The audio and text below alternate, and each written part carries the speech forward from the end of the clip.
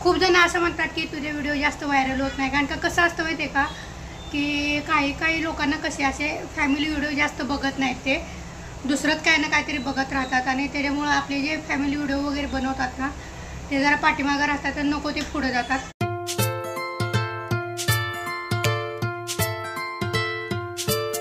So होईल, आपलं पण होईल, कारण का निम्म्याच्या वर तर माणसं चांगलीच असतात.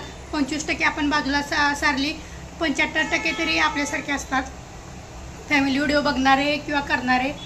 सो होईल हळूहळू, लगेच आपल्याला काही सगळं खायचं नाही, हळूहळू सगळं होणार आहे.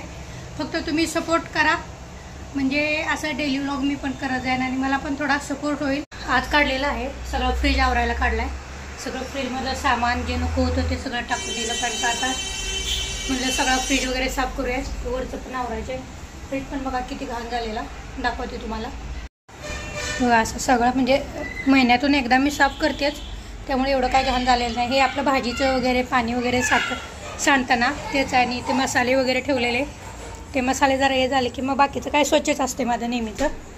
एवढी भांडी आहेत, ही फ्रीजची भांडी धुवून काढायची आणि अशी गाणी लावून मी मस्तपैकी माझे कामं वगैरे करत असते. भाताचा कुकर पण झाला आहे, भात डाळचा कुकर झाला आहे, भाकरी झालेत, भाजी स्वयंपाक सगळा झाला आहे. स्वयंपाक झाला आहे त्याच्यामुळे म्हणलं आता जर वेळ पण होता, वेळ आहे म्हणल्यावर आपण म्हणलं फ्रीज धुवून काढूया, सगळा स्वच्छ वगैरे करूया.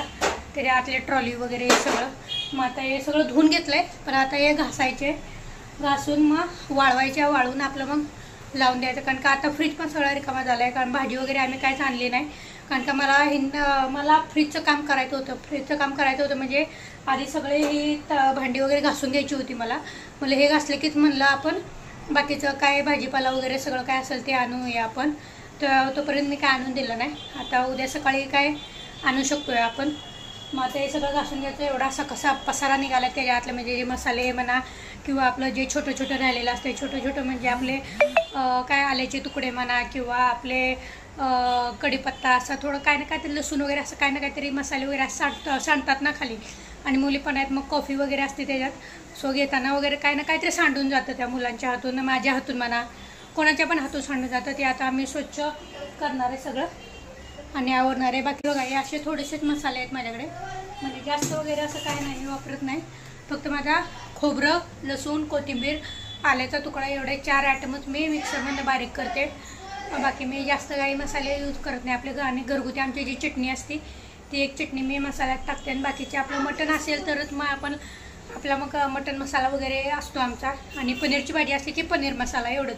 हे दोनच असतात, एक मटण मसाला, एक बिर्याणी मसाला आणि एक पनीरचा मसाला, एवढंच असतं. बाकी काय नसतं आमच्या. पातावरला हे सगळं आवरून वगैरे घेऊया आणि फ्रीज पहिला चकाचक करूया. भांडी पण फ्रीजमध्ये सगळी भांडी पण घासून झाली. फ्रीज पण बघा एकदम चकाचक केला. हे वरचं पण चकाचक केलं आहे. पण आता थोड्या दिवसांनी जो परत आणि काय ना काहीतरी येणार नेहमीप्रमाणे. आपण असा चकाचक करतो बघा. आत्ता काय नाही आहे फ्रीजवर, पण उद्या परवा 2 दिवस ठीक राहील. 2 दिवसानंतर ह्याच्यावर भरपूर सामान येणार. फ्रीज पण बघा एकदम असा चकाचक करून घेतला, नवीन फ्रीज पण असा सगळा पुसून घेतला केलं बघा. आता हे पण चकाचक केलं सगळं, हे पण झालं. आपली भांडी पण घासून झाली. एवढा कचरा निघाला फ्रीजमधला झाला. आता परत आणि कट्टा आवरून घ्यायचा, म्हणजे कट्टा घासून घ्यायचा. आता आवरले सगळं, फ्रीज पण साफ झालं आपल्या. हे दोन मी असं शोसाठी दरवेळेस ठेवते, पण थोड्या दिवसांनी ते कुठं जातं ते काय कळतच नाही. कुठं जातं म्हणजे पोरी खेळायला घेतात आणि खेळून ठेवून देतात बाजूला, आणि इथं वेगळाच पसारा आहे तयार होतो. ती गोष्ट वेगळी.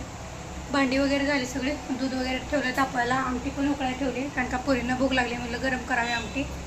फ्रीज पण बघा, फ्रीज पण आता लावून झाला सगळा मस्तपैकी चकाचक. नवीन कोरा दिसतोय ना फ्रीज, आतून बाहेरून सगळा पुसून झाला आहे. आता भाजी वगैरे आणायची आणि ठेवायची याच्यात. सो व्हिडिओला आपल्या लाईक करा, शेअर करा, कमेंट करा, सबस्क्राईब करा, यूट्यूबला सबस्क्राईब करा आणि फेसबुकला फॉलो करा.